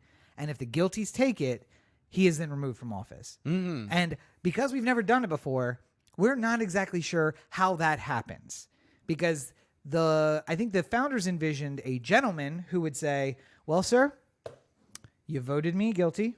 I have been found guilty. I will most presently leave the office. And at that moment, the vice president becomes president. And at some point soon thereafter, the president evacuates. I don't think that's who we're dealing with right now. Yeah. I think we're dealing with they found me guilty. Oh, that's interesting. Okay. Congress disbanded. Like, yeah, can't really do that. So here's some inside baseball masterstrokes from Nancy Pelosi. And again, it as I said to Rob before we started this, and I was setting up this point of the discussion, I really hate giving Nancy Pelosi this kind of credit, because she's not the worst politician of all time, but she is not nearly as lauded as she should be. There are people on the left who think that she is the greatest person who's ever been the Speaker of the House or something like that. Like, she's from Baltimore. Let's keep it in perspective. All right. Let's put it in those terms to begin with. She had the impeachment vote. Trump was impeached. Everyone talks about it. Everyone sees the newspaper articles. Trump impeached. A lot of people think that that's it. That's the end of this whole thing. But there is the part where the Senate needs to figure out the rules for the trial and like all that sort of stuff. But they can't actually start doing that until the articles of impeachment are sent from the House to the Senate.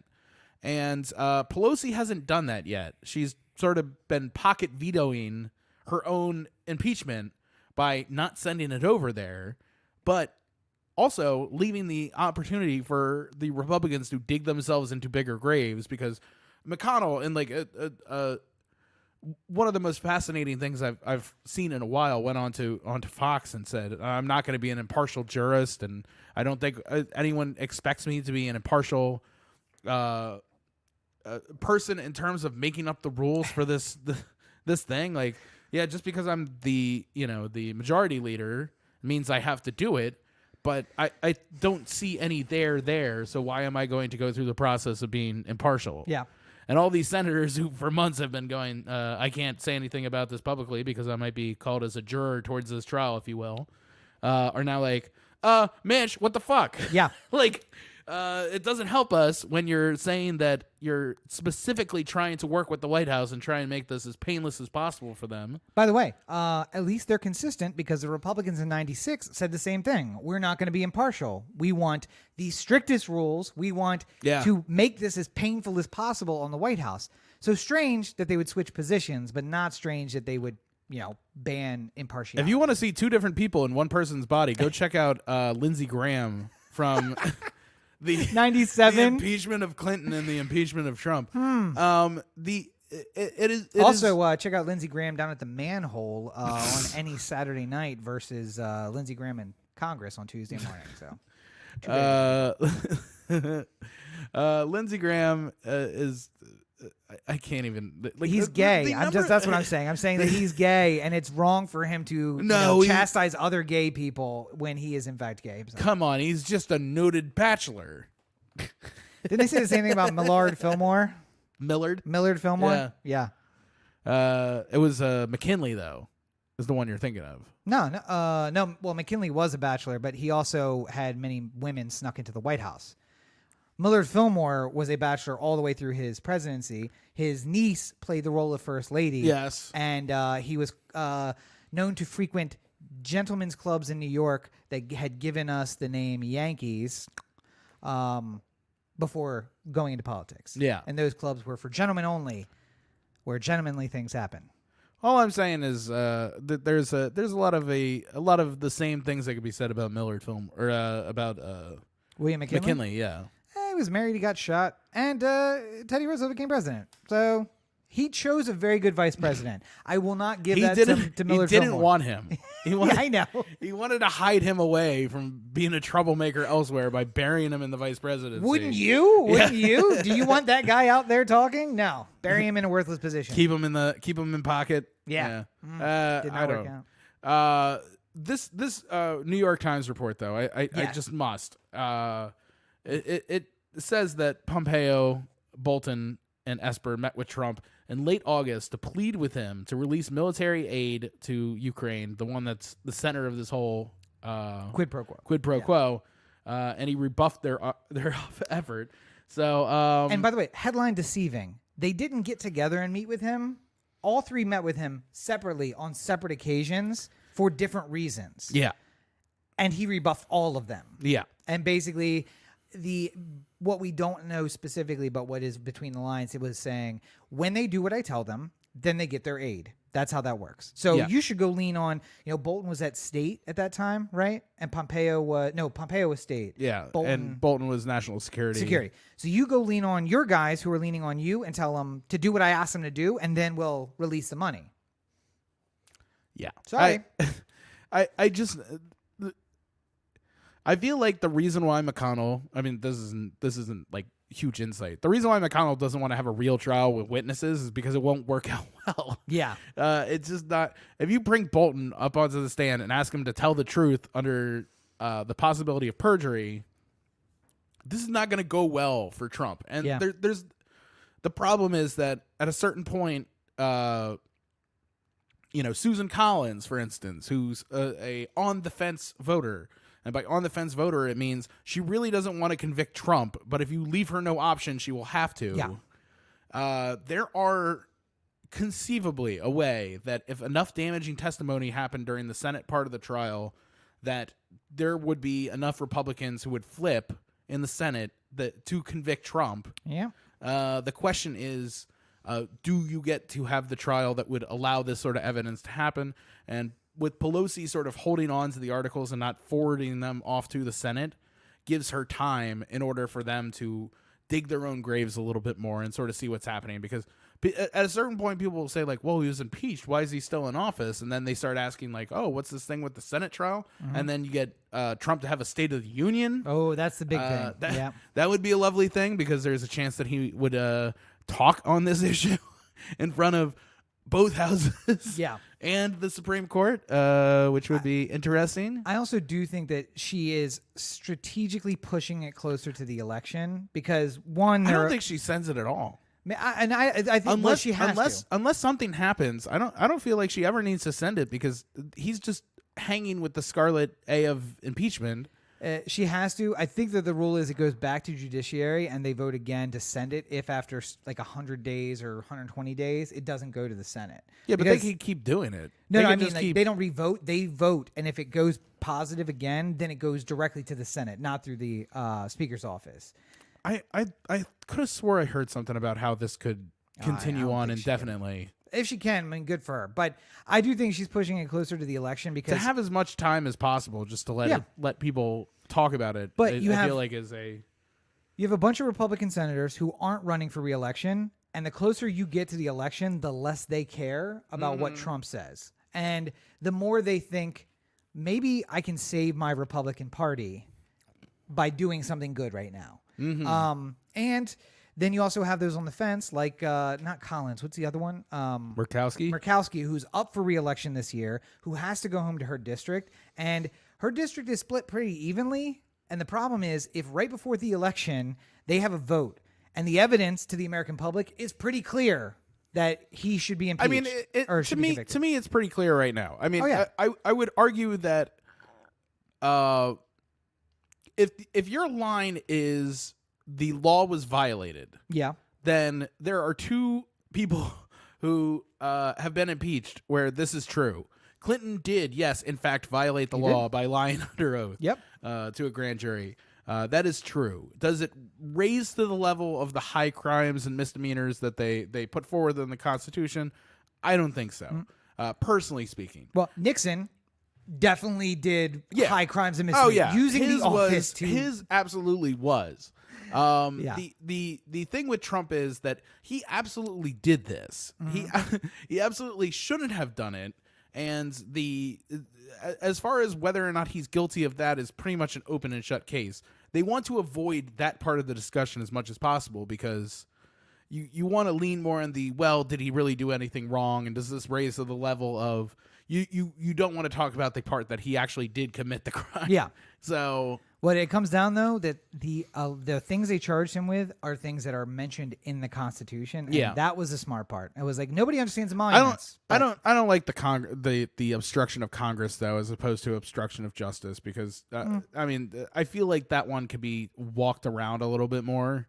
And if he made an argument that yes, he didn't participate because he was exerting executive privilege, then the line about like him not sending witnesses and stuff like that sort of falls by the wayside a little bit more. Do you know? Whereas obstruction of justice is more broad and open in the sense that he could you could talk about any kind of little portion of what he did along the process of hiding it from people to find itself an obstruction of justice. But is obstruction of justice mentioned in the Constitution? No. Is obstruction of Congress? Yes. And is executive privilege mentioned in the Constitution? Oh. I don't think so. No, it is not. Yeah. It was basically a flex by the presidency that was never fully fleshed out by the Supreme Court, but basically Congress was like, we don't want this to be too strong of a protection, so we're going to drop it. So we know that there's something called executive privilege. It's never really been fleshed out, but they went with the thing that's in the Constitution because if anything is a high crime and misdemeanor, it's a violation of the Constitution. So go with Congress, not with justice, because that makes it a high crime. Does executive privilege apply? Well, we've never really tested it. But you know what? Who the judge, jury, and executioner is this time? It ain't the Supreme Court. It's the Senate of the United States. So we get to find out. We did want to talk a little bit to shift gears here about some movies. But here's what I would say: do you want to wait and see them, and then we'll comment about them next week? Yeah, I mean, I didn't really want to get deep into them. Because I don't know anything personally. I just more the fact that Cats came out and was roundly criticized and did such awful business that I just can't even imagine. It looks horrifically bad. And I don't know. I hear people say it's bad, but it's good. I hear some people say that it's just bad, like scary bad. And then I hear other people like saying like, you don't understand. This is what Cats is. And then... And I like still, it, you know. I mean, like that. It's great that that's an argument, but like that doesn't mean that like it's right. You know, it's just like the problem is the monkey just threw poop at me. And it's like, yeah, that's what monkeys do, and I'm like, yeah, but it still sucks that this happened to me. Like, and the problem is that the llamas spit on you. It's like, yeah, that's what llamas do. It's like, yeah, but I wish it didn't happen. I don't. The problem is with free movies. Essentially, we have no excuse not to just go see and waste 2 hours of our lives. I just didn't want to do it opening weekend. Oh, you know, I just didn't want to like. I didn't want to reward it with because an opening week in the box office really sets the course for where your movie's going. And I didn't want a lot of curious looky-loos coming in on week one and making this a $50 million opening, and then feel that this is good for some reason, you know. And how did it do opening weekend? You took too much joy in that. There was almost too much joy. Internationally, it made approximately $15 million, which is not good. Not good. Well, listen, luckily, it had a budget of, $40 million. They could still make that back. It had a budget of $100 million, and that's not counting any kind of money that happens after the production budget of the movie. Like after cuts, when they do multiple cuts? They're doing a new cut they're sending out to theaters, or advertising or anything regarding at some point Taylor Swift has to appear on the James Corden show so they could talk about Cats. And they have to fly Taylor Swift out to LA and put her up in a hotel and get her makeup and her hair and all that sort of stuff, and that all adds towards the production or towards the cost that they hope to overcome one day. And it's not like those things cost as much as the movie does, but sometimes it does because you're trying to win an award. And Cats was trying to do that, and then quickly Universal pulled them off the for your consideration on their website. So and similarly, another movie that Corey doesn't care about, Star Wars opened, and strongly domestically. I mean, it did very well domestically, but international flop. Just didn't really resonate with anyone outside the U.S. I think everyone is done with this story. We talked about this like months ago, I think, about just we're done with the Skywalker story. The Mandalorian I find to be very good, and I think we should go that direction. By the way, if you want to give John Williams? No, the director of Mandalorian. Jon Favreau? Jon Favreau. Just give him the keys to the kingdom, because whatever he's doing, he always seems to do it right. He did the latest Spider-Man, right? Was that him? And Iron Man 1 and 2, and now Mandalorian, and just like everything he touches, I'm like, I want more of this. You know what? I don't mean this as a slight in any way. It might sound a little slighty to somebody, but trust me, it's not a slight. Okay. Jon Favreau has the innate ability to make things work. Yep. And sometimes things that, for whatever reason, shouldn't work with him. And it's not like he can take any movie, regardless of how bad it would be, and make it an Oscar winner or make it like one of the best movies of all time. Yeah. But he could take a movie that has no business working and make it work. I feel like if you had given Favreau Cats, we would have had an enjoyable Cats movie at the end of it. But this is the thing. Even if you're taking in the fact that like nothing happens in the play and it doesn't have a plot and it's just basically cats introducing themselves. Yeah. Like if you would have given Favreau Cats, and I don't want you to give Favreau Cats, I'm just saying if that would have happened, he would have figured out some sort of way to make it an enjoyable movie, and that is a remarkable skill in its own right. I think what you said in the pre-show, he doesn't necessarily elevate like an incredible movie into like one of the best movies of all time, but he's somebody who knows how to make anything work, and that's really you said in the pre-show the key to the thing is figuring out what the thing is and then presenting it the right way. Yeah. He knows Star Wars is a space Western soap opera, and The Mandalorian is a space Western soap opera. Yeah.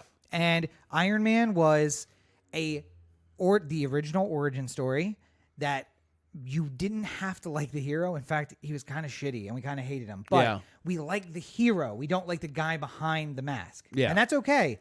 He figured out how to do that. That chef movie that he did where he was owned a food truck. Mm-hmm. Nothing super special about that movie, but he got to the heart of what the thing was he was trying to show and then showed it. That is the skill. Yeah. And that's why you can't take a great movie and make it one of the best of the year, because that's not getting to the heart of the thing. You can take an idea, and that's what presumably Cats is missing. You missed out on whatever the stage play had that made you love it, and then they didn't show that on the big screen. Yeah. So, although we'll see. Also, I would say that just because the thing is that right now Hollywood is looking for properties. Yeah. Because it makes sense, because Cats made a ton of money as a Broadway play. It was one of the longest running Broadway plays of all time. If not, it is the longest, right? I think it's the longest running, yeah. It hasn't been taken over since then, right? I think it actually passed Rent. Yeah, I mean, like, so, it as a play, it's an incredible success, even as a play, critics didn't like it. No. Like, nobody with taste thought Cats was good. Again, there's no plot. Yeah. It's really just cats introducing themselves for the entire play and then dancing. And as far as a thing like, hey, we're visiting, we're from Iowa and we're visiting New York, we're going to go see Cats. It sounded like a real New York thing to do. Like, it's just like going to Times Square seems like a real New York thing to do. Don't do it. Not everything needs to work in different mediums, you know, like a good example of this I thought was like Serial. Like, Serial worked really great as a podcast, and then like a bunch of people got deals into making like a Serial movie or a Serial TV show, and like, how can we tell this story in a way? And like, everyone looked at it and they're just like, it's not as interesting as a movie or a TV show or anything like that. It's most interesting as a podcast that you listen to. Yep. Sarah telling us a story week by week. But go get paid, Sarah. There's no interest in watching some guy in a room going like, these cell phone towers don't match up. Mm-hmm. Like, but again, as a writer, I will tell you, go get paid, because you don't have to make the thing. You get paid just for the thing, whether or not it ever gets I have produced. no problem with people making money. I'm just saying, like, just not everything. Just because something works in another venue doesn't mean that it's going to work in this. And what studio executives are looking for at the end of the day is less of a risk that their money is going to go down the toilet. So the studio executive who thought Cats was a good idea probably said to himself, wow, it's one of the biggest Broadway hits of all time. If just the people who like Cats come out and see the movie version out of interest, then we'll do really well. We're doing really well without ever having to spend another dollar on advertising. You know how they messed up? They didn't do well? No, you never see anything from the stage play Cats ahead of time. Yeah. Stills, that's it. Yeah. You showed us the movie before we went to see the movie. Also, didn't the play kind of change every time you did it? It's live theater. So I know, but I'm saying, like, wasn't the play more of like a sort of free-form experience than like a set book? I don't know. I don't think I ever saw the play. I didn't see it on Broadway for sure. Well, so. I know, but I didn't see it either. I never saw like a touring company of it, or like it's not like I went to go see if it changed year by year on Broadway. Yeah. But like, I've heard tell that like sort of like a Vegas show where for a while it'll run the same exact show. Oh yeah, and then it modifies a little bit. Yeah. Yeah, over the like Penn and Teller will have a show for 2019, and then as 2020 rolls around, they'll take a couple weeks off, and then new things will start working in, and old things will start going out. Well, that's how you get the Rubes and Boobs from Iowa to come a second time to see Cats, because they were here 3 years ago, and now they're going to see a 40% different show. Right. Yeah. And you lose people, so you bring in a new person, but you don't need to like fill the role of this particular cat. You just create a new cat who has the same sort of. Literally just introducing cats the whole time. Literally just introducing cats. The whole show. Well, speaking of fooling the Rubes and Boobs out in Iowa, that's what we call a setup. I thought are we ever gonna get to the 300? Oh, I guess we should talk about that. Well, speaking of fooling the rubes and boobs in Iowa, guess what next week is, kids? Episode 300. Woo! We had plans that we're going to have a new website for 300. We're going to have some new merch for 300. We were going to have a new website for 250, and that didn't work out. So now we're still rolling it over. And so yeah, keep an eye out for that. If nothing is mentioned, then it didn't happen. And we'll talk about it more next week because obviously you guys who watch live will get the preview. But I think like having the new website go live Tuesday, the new merch perhaps go live Tuesday. Yeah. Everyone here who's watching live will have the advantage of a few hours of notice while everyone else will not. But look forward to that. Yeah. Speaking of something that doesn't work as a stage play, you want to know? What do I want to know? OTheAnthem.com. Corey to OTheAnthem.com. O The Anthem on Facebook, Twitter, Instagram, and the listener line, 443-219-7595. What's that number again? 443-219-7595. You know when like a bunch of different words are in your brain and you're just like, I can pick them out in any order and it'll just make sense. That's exactly what happened. If you want to find more of me, you can do that at my website, CoreyBakerFilmmaker.com, Facebook.com/CoreyBakerFilm, or at LegendsTV5 on Twitter, Instagram, Snapchat. Need to go see movies to make new reviews. Cats is on the list because I have to. I just need to know. And a bunch of other things that just look great are on the horizon. If nothing else, I feel like I'm just gonna like watch Two Popes or something like that and do a Netflix streamer. I did the Klaus on Instagram for anyone who checked that out. Just like a mini little Klaus review. Is that saved on your Instagram story somewhere? No, because I always forget about that. And I need to start doing that in 2020 as one of my resolutions. I'll tell you how you can create find the it. little like IGTV. No. Just do the the bubbles, save stories. Like, yeah. I'll tell you how you can do that. Yeah. Yeah. Anything else? No, that's about it for me. Okay. Oh, look at this camera, all messed up. There we go. It's amazing how we move the window like that. Ignore the man behind the curtain. Well, you can find more of me at the curtain behind the man. Oh, that's very true. You can find more of me at Robert N. Cheek on all your social networks. I got some wonderful Christmas gifts, which means the production of the videos are going to come fast and furious now. I have a lot of things in the pipeline coming, including Don't Fuck with Cats, which I was completely wrong about, but we'll find more about that in the review. Not the same thing as Cats, though. Yes, no, not the same thing as Cats, although it will be ironic if I do back-to-back Cats topics, so maybe I should hold off on that. In any event, Honey Boy is out, review is out right now, so make sure you go check that out. I listened to it. Yeah, and thoughts on Honey Boy? I want to actually go see it based off the review. Well, there you go. So... And Peanut Butter Falcon. I mean, I did want to see it. Like, you had done at the beginning. You had talked about how nobody else wanted to see it. I would have seen it. It's just like didn't rise to the top of my list. I wanted somebody to say like, go see it first. And now maybe I do. I said that. Go check it out. Everyman Movie Review. That's available all over the place. Of course, you can find the books available on Amazon. Buy Rob's books. And everything else available at robertncheek.com. And I do want to give a shout out to Adobe, a negative shout out. What would you call that? Because not only did they... Throw them in the burn box? Yes. Not only did they discontinue support for Muse. Is it Muse? Mm-hmm.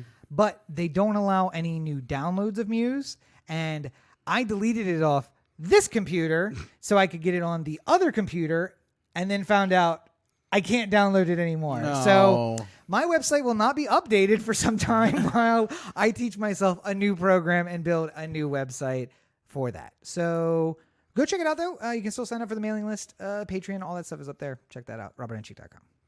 Well, I think we've done good here today. We've done something. I don't know if it's good. But as always, you're listening to the O The Anthem podcast, part of the O The Anthem digital network. For Corey, this is Rob. Have a great week, everybody. And please, don't see Cats. Just let us see it and then tell you about it, and then you'll take it in osmosis. Okay, so or maybe wait for us to see it, and then we'll talk about it, and then go see it. Because as you know, the point of the Everyman Movie Review is, will you enjoy it or will you not? Is it worth your time and worth your money? Not one of those pretentious movie reviews. I tell you if it's worth your time. I say it. Go see it. It's worth seeing. It's not good, but go see it. But can you trust it? Can you trust the review? That's the question. Can you trust a reviewer? That's the question.